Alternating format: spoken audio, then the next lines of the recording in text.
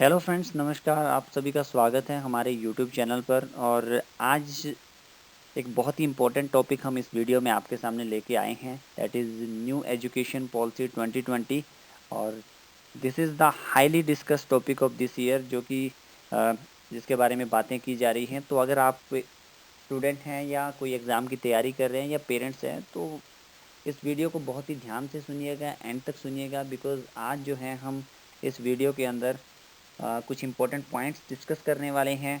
सबसे पहले अगर बात की जाए तो मिनिस्ट्री ऑफ एचआरडी के द्वारा जो है इस पॉलिसी को प्रेजेंट किया गया है, और स्कूल लेवल पे क्या-क्या चेंजेस जो है देखने को मिलेंगे, और हायर एजुकेशन जो है वो किस तरह से अभी रहने वाली है। इन सभी टॉपिक के ऊपर हम इस वीडियो के अंदर डिस्कस करने जा रहे हैं। तो चलिए डिस्कस करते हैं न्यू एजुकेशन पॉलिसी 2020।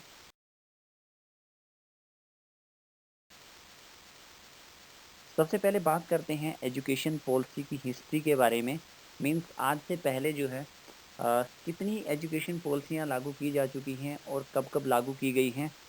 तो अगर बात की जाए फर्स्ट एजुकेशन पॉलिसी की, को लागू किया गया था 1968 में at the time of Indira Gandhi government. Second education policy की अगर बात की जाए तो it was implemented in 1986 at the time of Rajiv Gandhi government. तो उसके बाद कुछ मॉडिफिकेशंस किए गए थे 1992 में पीवी नरसिम्हा राव गवर्नमेंट के दौरान। तो अगर देखा जाए फ्रेंड्स, तो 1986 से लेकर 2020 तक 34 साल का एक लंबा टाइम जो है वो हो चुका था, और एक नई एजुकेशन पॉलिसी की ज़रूरत जो है वो महसूस की जा रही थी, और जिसको फाइनली गवर्नमेंट ने हमारे सामने जो है वो पेश किया है। तो इस पॉलिसी के कुछ और जो है इम्पोर्टेंट पॉइंट्स हैं, उनके बारे में चलिए डिस्कस करते हैं।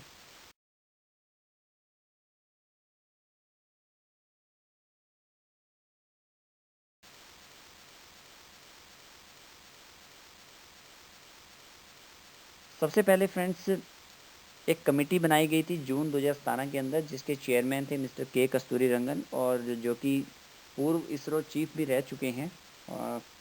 कमेटी के द्वारा एक ड्राफ्ट पेश किया गया था, जिसके अंदर रिकमेंडेशन दी गई थी पॉलिसी के बारे में मई 2019 के अंदर, जो कि फाइनली कैबिनेट द्वारा अप्रूव की गई है और न्यू एजुकेशन पॉलिसी के रूप में हम सभी के सामने हैं।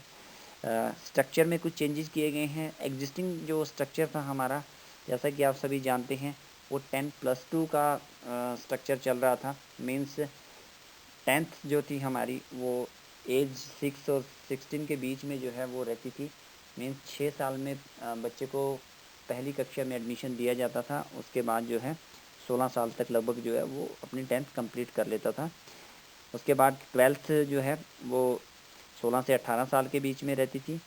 बट जो रिवाइज स्ट्रक्चर जो है, जो अभी नया जो स्ट्रक्चर इंट्रोड्यूस किया गया है, दैट विल बी 5+3+3+4 स्ट्रक्चर, जिसके अंदर अगर बात की जाए, पहले 5 साल जो हैं वो प्री स्कूल स्टेज कहा जा रहा है, फाउंडेशनल स्टेज जिसको कहा जा रहा है, जिसमें नर्सरी, एलकेजी और यूकेजी को भी शामिल किया गया है। जैसा कि हम प्राइवेट स्कूल में भी देखते आए हैं। तो ये सेम चीज़ जो है अभी आपको गवर्नमेंट स्कूल में भी देखने को मिलेगी। इसके अलावा जो नेक्स्ट 3 ईयर हैं उसको प्रीपेरेटरी स्टेज बोला जाएगा। मीन्स तीसरी, चौथी और पाँचवीं कक्षा जो है वो प्रीपेरेटरी स्टेज के अंडर रहेंगी। नेक्स्ट जो स्टेज है वो है मिडिल स्टेज। मीन्स छठी, सातवीं और आठवीं कक्षा, जो नेक्स्ट 3 ईयर हैं वो मिडिल स्टेज कहलाएंगे। और नेक्स्ट जो 4 ईयर हैं, मीन्स 9th, 10th, 11th और 12th, वो सेकेंडरी स्टेज में हमारे आएंगे। तो दिस विल बी 5+3+3+4 स्ट्रक्चर। इसके अलावा फ्रेंड्स, मिनिस्ट्री ऑफ एचआरडी को जो है अ, नाम जो है मिनिस्ट्री ऑफ एचआरडी का, वो चेंज कर दिया जाएगा, जिसको अभी मिनिस्ट्री ऑफ एजुकेशन के नाम से जाना जाएगा। जीडीपी इन्वेस्टमेंट ऑन एजुकेशन बढ़ाने की बात की जा रही है। अभी जो है 1.6% के अराउंड जो है हमारा जीडीपी इन्वेस्टमेंट होता है एजुकेशन पे, तो उसको 6% तक बढ़ाने की बात की जा रही है।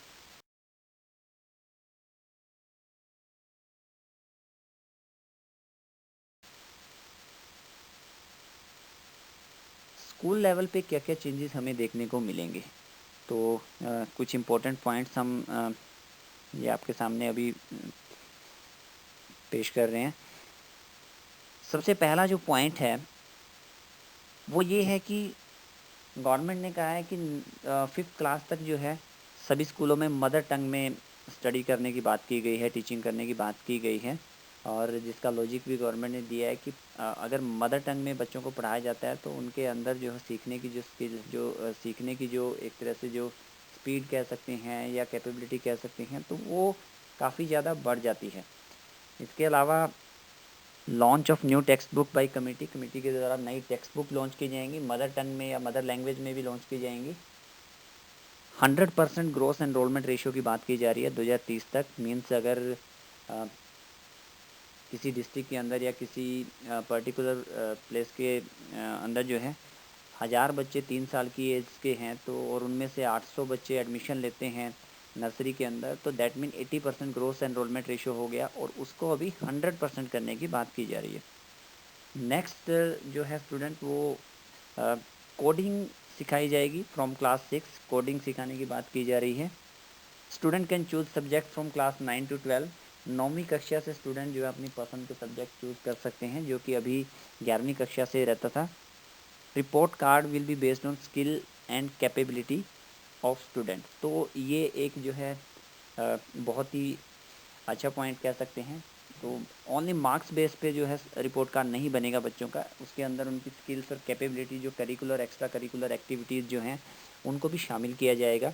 इवेल्युएशन बाय सेल्फ, इवेल्युएशन जो है वो बच्चा अपना खुद भी कर सकता है, क्लासमेट से इवेल्युएशन करवाया जाएगा और टीचर्स से भी इवेल्युएशन करवाया जाएगा। तो एक होलिस्टिक अप्रोच हम कह सकते हैं वो देखने को मिलेगी। Vocational and skill based education बहुत ही इंपॉर्टेंट पॉइंट है। 6ठी क्लास से ही बच्चों को जो है वोकेशनल और स्किल बेस्ड एजुकेशन प्रोवाइड करने की बात की जा रही है।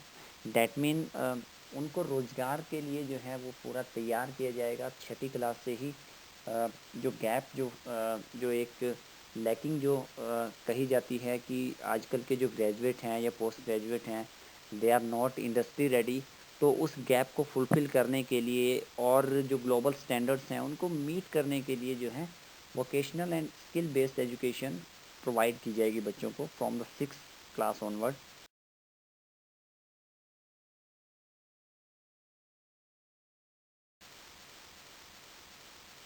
कॉलेज लेवल पे क्या क्या चेंजेस देखने को मिलेंगे?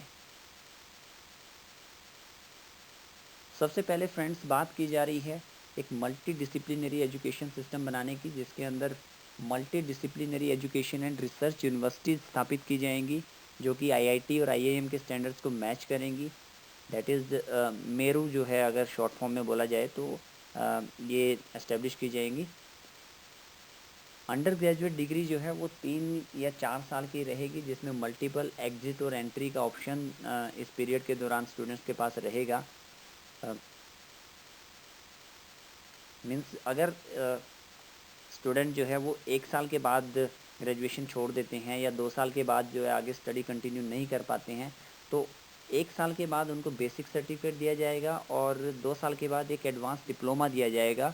एंड अगर कुछ गैप के बाद वो फिर से स्टडी कंटिन्यू करना चाहते हैं तो they can continue their study from there they left the study, जहाँ से उन्होंने स्टडी को छोड़ा था वहीं से वो स्टार्ट कर सकते हैं फिर से। एक बहुत ही अच्छा पॉइंट है ये। फ्लेक्सिबिलिटी इन चूजिंग सब्जेक्ट, तो बच्चों के पास एक फ्लेक्सिबिलिटी रहेगी, वो सब्जेक्ट जो है अपने रुचि के हिसाब से अपने इंटरेस्ट के हिसाब से चूज़ कर सकते हैं।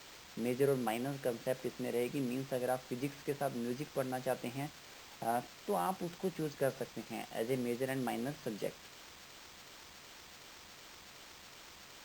डिसकंटिन्यूएशन ऑफ एमफिल को डिसकंटिन्यू किया जाएगा और पीएचडी जो है आप कर सकते हैं मास्टर डिग्री के बाद या फिर जो अंडर ग्रेजुएट डिग्री है 4 ईयर की, तो आप ये जो है पीएचडी अपनी शुरू कर सकते हैं फ्रॉम 2021 ऑनवर्ड।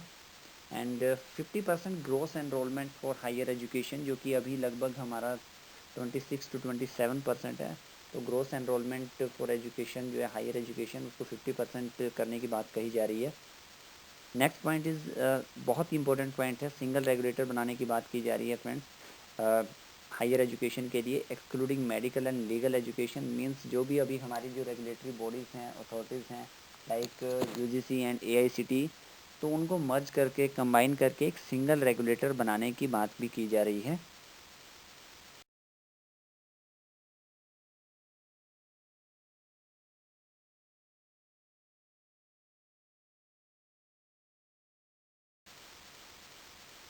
तो इसके अलावा फ्रेंड्स इतने सारे क्योंकि चेंजेस जो है देखने को मिलेंगे स्कूल लेवल पे और हायर एजुकेशन के लेवल पे, तो टीचर की एजुकेशन भी कहीं ना कहीं वो बहुत ज़रूरी हो जाती है। टीचर ट्रेनिंग जो है वो बहुत ज़रूरी हो जाती है, और इसके बारे में भी न्यू एजुकेशन पॉलिसी के अंदर जो है कुछ रिकमेंडेशन दी गई हैं, like national curriculum framework for teacher education, that is NCFT बनाने की बात जो है इस पॉलिसी के अंदर की गई है, जिससे टीचर्स को प्रॉपर ट्रेनिंग मिल सके, उनको एजुकेट किया जा सके और पॉलिसी को जो है वो प्रॉपरली इम्प्लीमेंट किया जा सके। सो ये कुछ पॉइंट्स थे, इम्पोर्टेंट पॉइंट्स थे फ्रेंड्स, जो हमने आपके साथ डिस्कस किए। और जैसा कि देखने को लग रहा है कि काफ़ी अच्छी पॉलिसी नज़र आ रही है ऑन पेपर, बट बाकी इम्प्लीमेंट होने के बाद पता चलेगा कितनी इफ़ेक्टिव ये एजुकेशन के लिए जो है प्रूव होती है, साबित होती है। तो फ़िलहाल के लिए तो यही कह सकते हैं, it's a much needed change and hopefully it will help us to match the global standards in education. और इसके अलावा जो है बच्चों की जो एनालिटिकल और क्रिटिकल स्किल्स हैं, और जो वोकेशनल एजुकेशन, उनको स्किल बेस्ड एजुकेशन प्रोवाइड करने में काफ़ी इस पॉलिसी से हेल्प मिलने वाली है। सो अगर आपको वीडियो अच्छी लगी तो लाइक और कमेंट ज़रूर कीजिएगा फ्रेंड्स, और शेयर करना मत भूलिएगा अपने फ्रेंड्स के साथ। इसके अलावा अगर आप चैनल पे नए हैं तो सब्सक्राइब ज़रूर कीजिएगा। Keep learning. Thank you for watching.